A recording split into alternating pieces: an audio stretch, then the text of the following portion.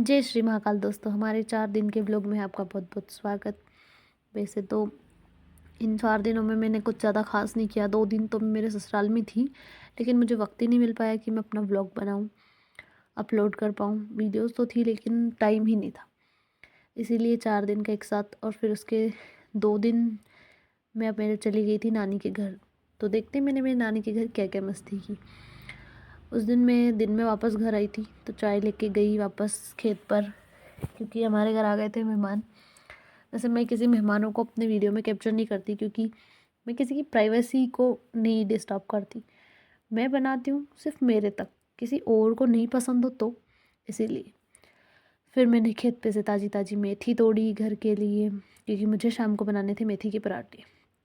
मेरे स्वामी जी की निर्देश पर, उनको बड़ी इच्छा थी पराठे खाने की। शाम को बनाए मेथी के पराठे। फिर अगले दिन सुबह फिर लग गई अपने कामों में, और जल्दी जल्दी से सारे काम निपटा के नहाकर फिर मैं एक को खाना था गाजर का हलवा। तो मैंने बनाया गाजर का हलवा, बिकॉज़ ये मेरा फेवरेट है, मुझे बहुत ही पसंद है। इसमें ज़्यादा टाइम भी नहीं लगता, बहुत टेस्टी बना था। लेकिन मैंने तो थोड़ा सा ही खाया, क्योंकि आधे दिन में रुकी और आधे दिन के बाद मैं निकल गई थी अपनी नानी के घर के लिए। तो जो भी आधे दिन रुकी उसमें भी खेत का और घर का काम किया। बस अब मैं भाग गई घर, रेडी होकर फटाफट से निकल गई मैं अपनी नानी के घर के लिए। और ये रास्ता इतना सुकून भरा लगता है ना कि क्या ही पूछो। अपने घर जाने की तो खुशी ही एक अलग होती है। और बोरखेड़ा भल्ला में था कार्यक्रम, वहाँ मैं तो नहीं गई क्योंकि मुझे नहीं बुलाया था, सिर्फ मेरे पति को बुलाया था। फिर मेरा भाई आया मुझे वहाँ लेने। और देखो मेरी नानी नानी को हम बोल रहे थे देसी नानी, मतलब क्यूट नानी। फिर ये बच्चे मस्ती कर रहे थे, फिर हम सारे लोग मस्ती कर रहे बैठे रात को खाना वाना खा के। फिर सुबह तैयार होके मैं और मेरी मौसी निकल गए उन्हेल के लिए। हमें करनी थी कुछ शॉपिंग, तो शॉपिंग बाद में, पहले पेट पूजा। तो मैंने खाया समोसा और चाय पी। फिर वापस से निकल गए हम अपने काम के लिए। फिर मामा जी को काम था मंडी में, उन्होंने उनका काम निपटाया। फिर उन्हेल से निकलते वक्त हमने फिर थोड़ा कुछ याद आ गया वो लिया, और अब निकल गए हम घर की तरफ।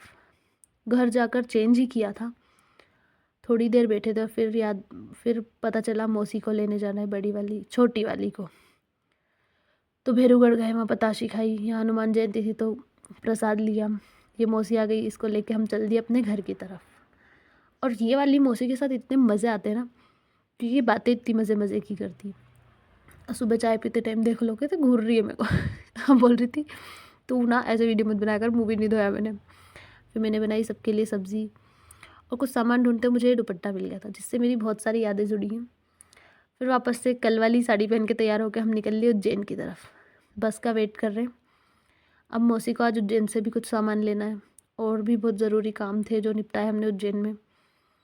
और उज्जैन से आज सीधा मुझे जाना है मेरे ससुराल। तो ये गोपाल मंदिर में भगवान जी के दर्शन करके भैयू की शॉपिंग करी। उसको कपड़े, भाई इसके कपड़े बहुत महंगे होते, मुझे लगता था मैं ही कपड़े महंगे पहनती हूँ, ये मुझसे भी महंगे पहनता है।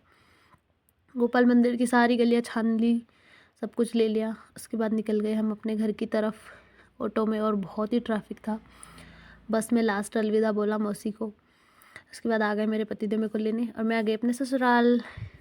यही था मेरा